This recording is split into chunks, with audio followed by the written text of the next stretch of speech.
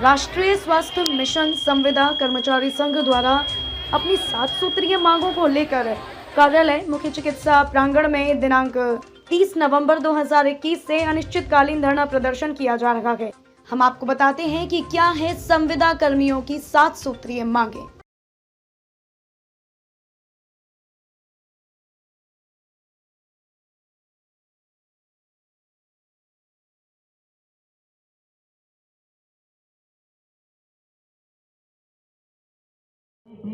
नमस्कार साथियों, आज हम आए हुए हैं सीएमओ ऑफिस आगरा।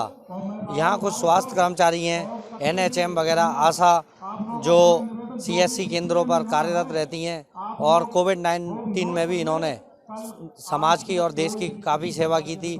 आज जानते हैं किस तरीके का धरना प्रदर्शन है और किस तरीके की इनकी मांग है। जैसा कि आप देख सकते हैं, यहाँ सीएमओ ऑफिस का पूरा घेराव हो चुका है और यहाँ जितने भी स्वास्थ्य कर्मचारी हैं उनकी कुछ मांगे हैं। उनके अध्यक्ष महेंद्र सिंह जी हमारे साथ मौजूद हैं, तो आइए उनसे चर्चा करते हैं, जानते हैं किस तरीके का धरना है और क्या मांगे हैं। मैं महेंद्र सिंह यादव, राष्ट्रीय स्वास्थ्य मिशन संविदा कर्मचारी संघ का जिला अध्यक्ष हूँ आगरा का। लगातार 10 साल और 15 साल से ये संविदा के कर्मचारी कार्य कर रहे हैं। सैलरी क्या है इन कर्मचारियों की?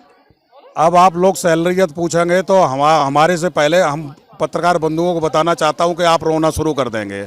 हमारे यहां पर जो वार्ड बॉय और वार्ड आया 6000 में काम करती हैं, एएनएम है 9000 में काम करती हैं, पैरामेडिकल है जो 13000 और 14000 में काम करते हैं, और जो डॉक्टर हैं वो यहाँ पर 30000 और 32000 में काम करते हैं। इतनी कम सैलरी पर आप हमें बता दीजिए, एक मजदूर भी जाता है वो भी 700 रुपया पर डे लेता है। इतनी कम सैलरी पर हम लोग कार्य कर रहे हैं। आज पूरे देश में, प्रदेश में 2 साल से किसी भी कर्मचारी को एक संडे तक की छुट्टी नहीं मिली है। लगातार कोविड वैक्सीनेशन में लगी हुई है, एएनएम कोविड वैक्सीनेशन में लगी है। 16 करोड़ जो वैक्सीनेशन उत्तर प्रदेश में हुआ है, इन्हीं एएनएम की बदौलत हुआ है। इन डॉक्टरों की, इन पैरामेडिकल स्टाफ की बदौलत आज उत्तर प्रदेश में जो अमन चैन हुआ है, जो लोग बाहर फिर रोड पर, सड़कों पर दिखाई दे रहे हैं, ये सिर्फ इसी संविदा कर्मचारियों की बदौलत है। अब मैं आप लोगों से माध्यम से मैं सरकार से ये निवेदन करना चाहता हूँ कि आप लोग ये बता दें कि जब परमानेंट कर्मचारी मेरे बराबर बैठा हुआ है, संविदा का कर्मचारी उसके बराबर काम कर रहा है, संविदा का कर्मचारी उससे ज़्यादा काम कर रहा है, फिर भी उसका वेतन में इतना मानदेय विसंगति इतना क्यों है? भाई उसी को 13000 मिल रहे हैं, उसी को 70000 मिल रहे हैं। इतनी ज़बरदस्त। और लगातार मैं बता रहा हूँ, 2013 में भारत सरकार से हम लोगों के लिए नियमितीकरण का लेटर आया था, जिसमें 2018 में माननीय एमडी एनएचएम महोदय ने इस पर रिमाइंडर भी भेजा था। उसके बाद 2016 से भारत सरकार से लगातार बजट आ रहा है और उस बजट को आज दिन तक उत्तर प्रदेश सरकार ने नहीं दिया है, जबकि वेतन विसंगति 2016 से चल रही। अब आप लोगों से मैं पूछना चाहता हूं कि 150 कर्मचारी हमारे बीच से चले गए हैं, उनके किसी भी कर्मचारी को, किसी को 10 रुपया नहीं मिला, 1 लाख रुपया नहीं मिला है, उनके बच्चों को कोई नौकरी नहीं है, उनकी कोई पेंशन नहीं है। क्या ये सच है? यह सच है तो मैं उसको स्वीकार करने के लिए तैयार हूं। यदि ये सच नहीं है तो आप लोगों के माध्यम से मैं ये कहना चाहता हूं कि उत्तर प्रदेश सरकार को आप लोग जगा दें कि ये इनके भी बच्चे हैं, हम कर्मचारियों के भी बच्चे हैं, हम कर्मचारियों का भी दिल है, हम कर्मचारी भी मेहनत करते हैं। तो हम लोगों का कम से कम हमारा वेतन जो विसंगति है, समान कार्य समान वेतन के लिए जिसके लिए लड़ाई चल रही है, उसको पूरा हमारा करा दें। मैं आप लोगों के माध्यम से ये भरोसा दिलाता हूं कि मेरी मांग पूरी हो जाए, आज हो जाए, कल हो जाए। हम लोग वापस चले जाएंगे और दिन रात मेहनत करेंगे, दिन रात मेहनत करेंगे। इस आगरा को प्रथम स्थान में लाने के लिए हम कोई कोर कसर नहीं छोड़ेंगे।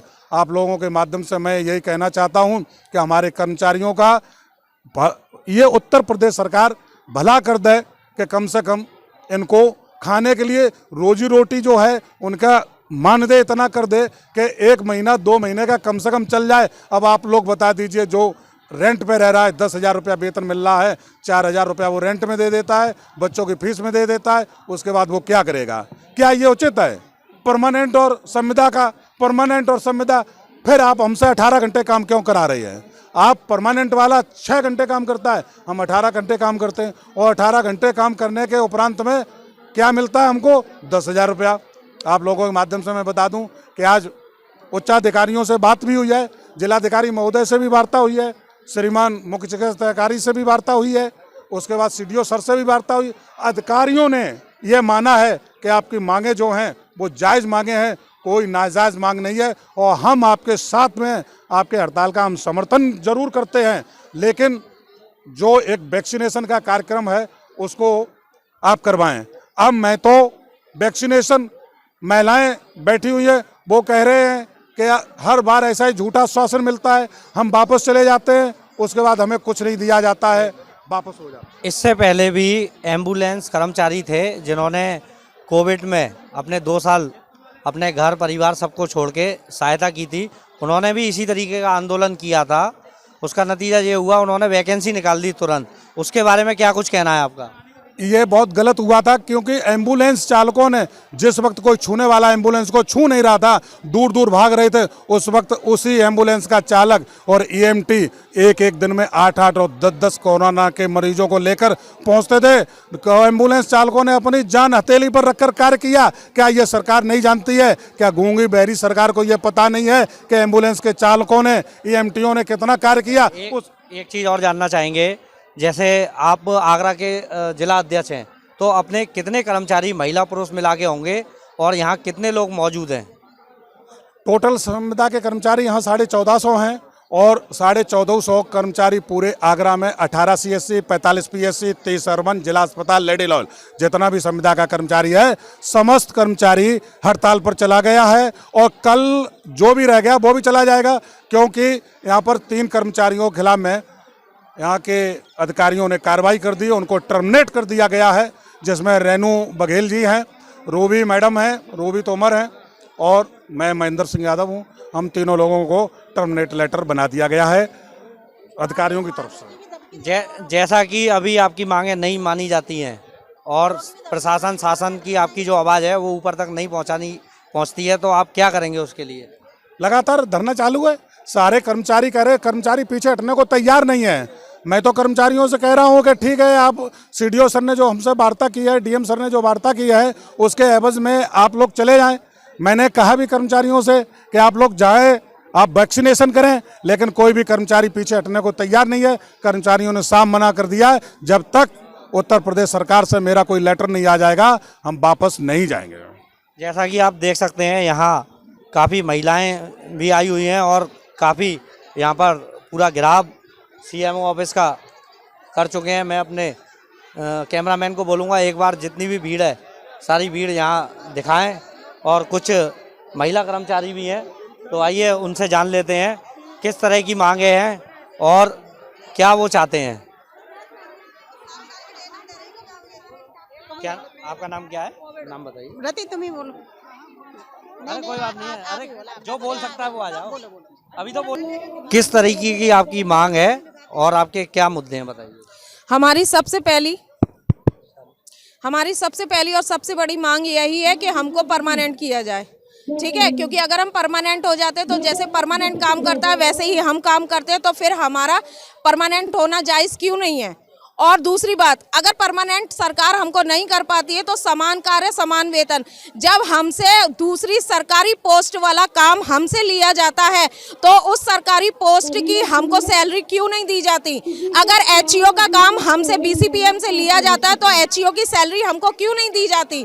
अगर बीपीएम एआरओ का काम कर रहा है तो फिर उसका एआरओ की सैलरी उसको बीपीएम को क्यों नहीं दी जा रही। बैम वही बाबू वाला काम कर रहा है, लेकिन बाबू अपनी सैलरी उठा रहा है और बैम अपनी, क्यों इतना ऊपर नीचे का उतराव चढ़ाव क्यों। क्या उतने ही घंटे वही काम कर रहा है परमानेंट कर्मचारी और उतने ही घंटे संविदा कर्मचारी काम कर रहा है, तो फिर सैलरी देने में सरकार को हर्ज ही क्या है। समान कार्य दे सकते हैं तो समान वेतन क्यों नहीं दे सकते। क्या संविदा कर्मचारियों का परिवार नहीं है, केवल सरकारी कर्मचारियों का परिवार है, या वो खाना नहीं खाता, या फिर उसकी जरूरतें नहीं है। जरूरतें सबके समान है लेकिन उसके पास समान वेतन नहीं, लेकिन समान कार्य क्यों दिया जा रहा है।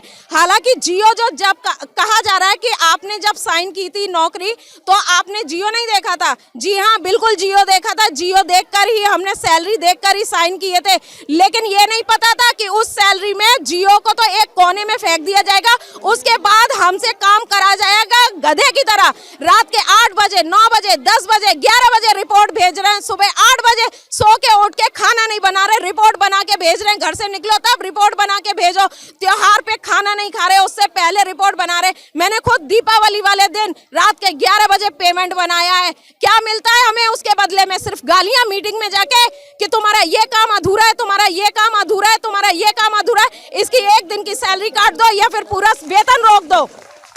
जैसा कि आप देख सकते हैं महिलाओं में काफ़ी आक्रोश है, जितनी वो मेहनत करती हैं उतनी सैलरी नहीं मिल पाती इनको, और इनकी मांगे मुद्दे भी हैं। कुछ यहाँ पर युवा वर्ग भी हैं, तो उनसे पूछते हैं उनकी क्या मांग है।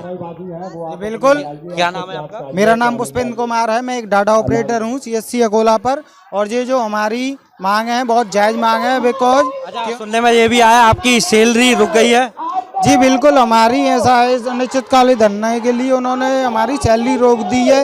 वैसे भी हमारी सैलरी सर बहुत कम है, 9,000 रुपये में हम जो काम करते हैं, जो सभी चाहे कोई भी रिपोर्ट हो, ब्लॉक ऑपरेटर सभी रिपोर्ट करता है, उसके एवज में हम पर प्रेशर डाला जाता है कि ये रिपोर्ट दो। हम दिन रात करते हैं, रात में भी रिपोर्ट बनाते हैं, फिर भी उसके बावजूद ना ही हमारी सैलरी बढ़ाएगी, ना ही हमें DHS से किया गया। आइए यहाँ कुछ CHO भी मौजूद हैं, आइए जानते हैं उनकी क्या मांगे हैं, क्या मुद्दे हैं। क्या नाम है? अजय कुमार गुप्ता, गोरखपुर से रहने वाला हूँ, CHO हूँ। अभी कुछ दिन पहले आपके नरेंद्र मोदी जी हमारे प्रधानमंत्री ने बोला कि आयुष्मान भारत हॉस्पिटल हर गांव में खुल गया है, हर गांव में CHO आपको मरीज आपको OPD देखेगा, दवा मिलेगा फ्री में। और योगी जी ने बोल दिया कि हमारे इतने 1000 आयुष्मान भारत हॉस्पिटल आपके गांव में खुला है और CHO कर्मी आपको दवा देंगे, फ्री में देंगे।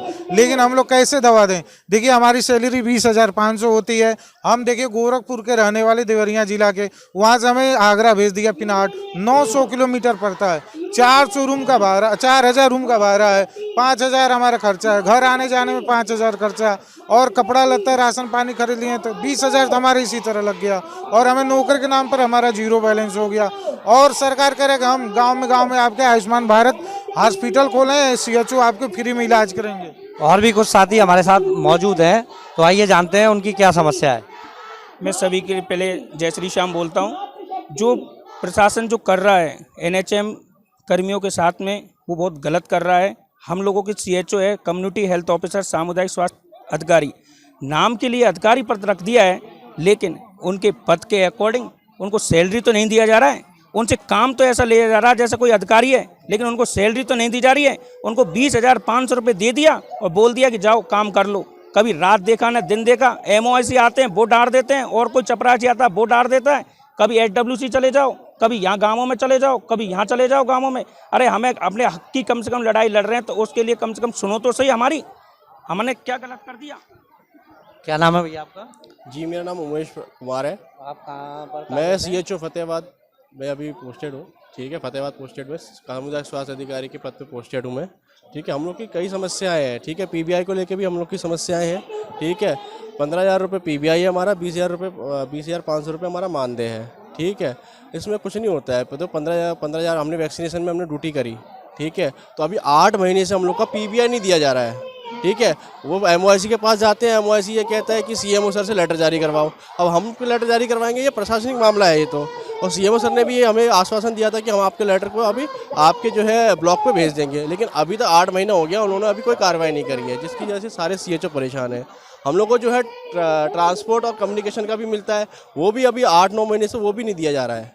ठीक है, जैसा कि आप देख सकते हैं आगरा CMO में धरने प्रदर्शन जारी है, और जितने भी कर्मचारी हैं वह यहाँ पर मौजूद हैं। तो देखते हैं आगे की प्रशासनिक कार्रवाई और योगी सरकार क्या इन कर्मचारियों के लिए फैसला लेती है। तो जुड़े रहिए हमारे साथ। मैं Manoj Kumar Kushwaha, XMT news, cameraman Nishant Kashyap के साथ।